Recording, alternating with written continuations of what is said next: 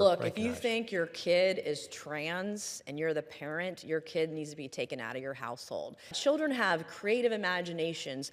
They imagine that they might be a monkey. That doesn't mean you feed them bananas and leave them in a jungle because they think they're Curious George. It's unfortunate that, once again, I'm here fighting with my colleague from South Carolina to prevent her from injecting culture wars into our military. Let's clear up a few things. This amendment isn't about the Olympics. It isn't about the World Cup. It isn't even about college-level athletics.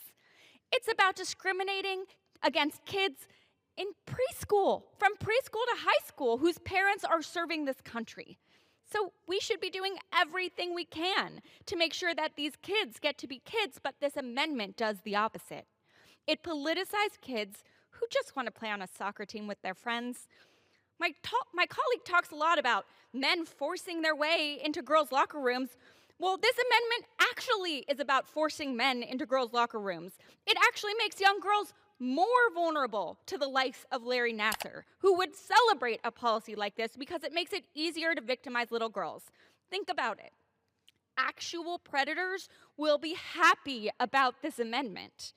It could force any girl, especially tall, muscular, or more masculine-presenting girls, to have to undergo invasive exams to prove that they're a girl. It could require girls of all ages to answer personal questions about their bodies and physical development to adults they may not know.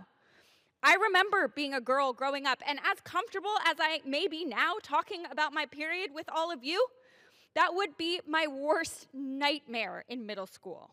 But that's the experience we'd be forcing on millions of little girls around the country, not just trans girls, all girls. Talk about an invasion of little girls' privacy.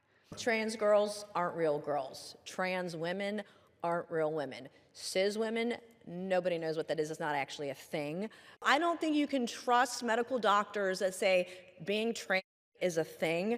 I don't believe that 435 members of Congress should play pretend doctor and try to decide the medical care of service members or their children that we've never met. In fact, even the physicians in this body know that there is a legal and ethical standard that a doctor has to establish a patient-physician relationship, like an evaluation or an exam before prescribing care. So none of us should be overriding the actual doctors who decide what kind of care is and isn't necessary. A blanket ban on healthcare is a cruel punishment for kids, and especially denying them mental health care and therapy is disgusting when they are more likely to feel alone and isolated because of the vitriol they hear from people in this very body, people in power like my colleagues.